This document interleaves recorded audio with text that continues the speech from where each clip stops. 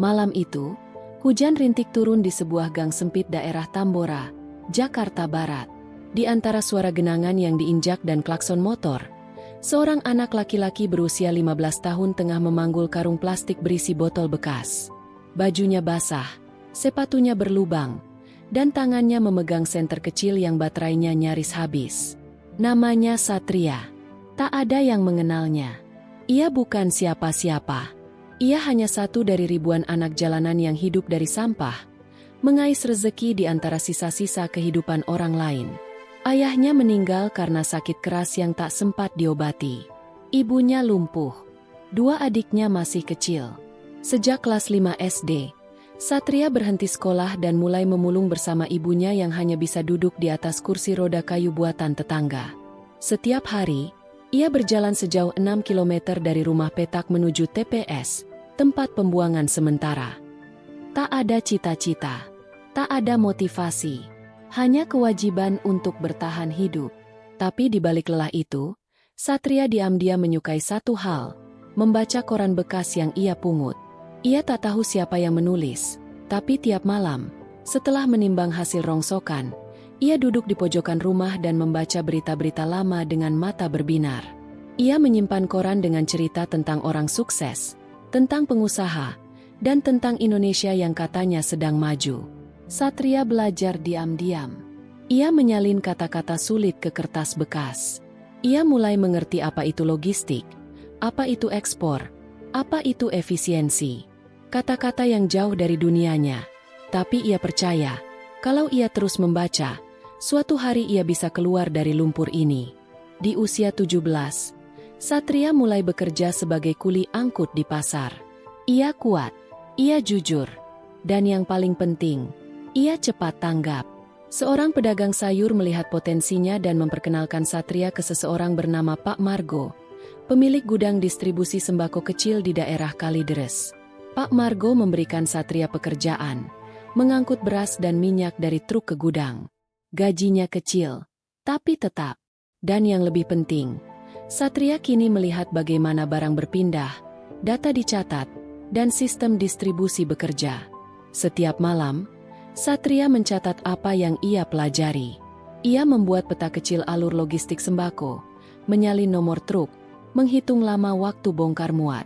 Ia tidak kuliah, tapi ia kuliah dari kehidupan. Tahun ketiga bekerja, ia dipercaya menjadi koordinator angkut, lalu admin gudang.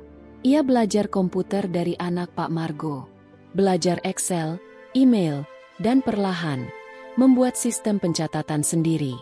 Di tahun kelima, Satria memberanikan diri membeli satu truk pick-up bekas dengan sistem cicilan. Ia mulai menerima jasa antar kecil-kecilan. Ia cari pelanggan sendiri, toko bahan bangunan, distributor beras, laundry kiloan. Ia tak malu. Ia mengetuk pintu satu persatu, menawarkan jasa logistik murah dengan jaminan aman, tepat waktu, dan jujur. Perlahan, satu pelanggan menjadi 5. 5 menjadi 12. Ia menabung dari hasil kecil, menyewa 2 sopir lepas, dan mengganti truk dengan yang lebih besar. Tapi hidup tak semudah itu. Suatu hari, salah satu sopirnya kecelakaan. Barang pecah, pelanggan marah, dan ia hampir kehilangan kontrak. Disitulah Satria belajar hal terpenting dalam hidup, manajemen resiko dan tanggung jawab penuh. Ia ganti kerugian dari kantong sendiri, minta maaf langsung ke pelanggan, dan menjadikan kejadian itu sebagai pelajaran untuk memperbaiki sop perusahaan kecilnya. Satria mengganti namanya menjadi Satralog, singkatan dari Satria Logistic Solution. Ia mulai bangun branding, membuat seragam sederhana, mendesain logo sendiri, dan membeli domain situs satralog.id meski belum tahu cara membangunnya. Tak lama setelah itu, ia dikenalkan pada program UMKM binaan kementerian. Di sanalah ia belajar presentasi bisnis, menyusun proposal, dan mendapat pelatihan intensif. Ia terpilih sebagai satu dari 10 pemuda dengan usaha jasa logistik yang dianggap potensial.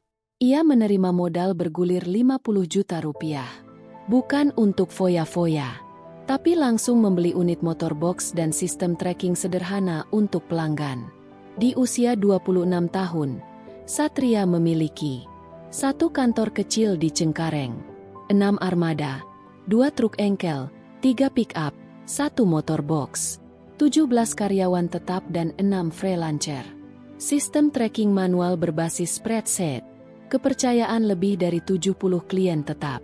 Tapi yang paling mengharukan, ia merenovasi rumah petaknya dan membuat kamar khusus untuk ibunya dengan kursi roda baru serta AC kecil. Ia memberangkatkan 2 adiknya ke universitas. Dan setiap malam, ia masih membaca, bukan lagi dari koran bekas, tapi dari buku asli dan e-book motivasi. Satria pernah diundang ke TV sebagai inspirasi nasional. Tapi ketika ditanya, ia hanya tersenyum dan berkata, "Saya bukan orang sukses. Saya hanya anak pemulung yang menolak berhenti belajar."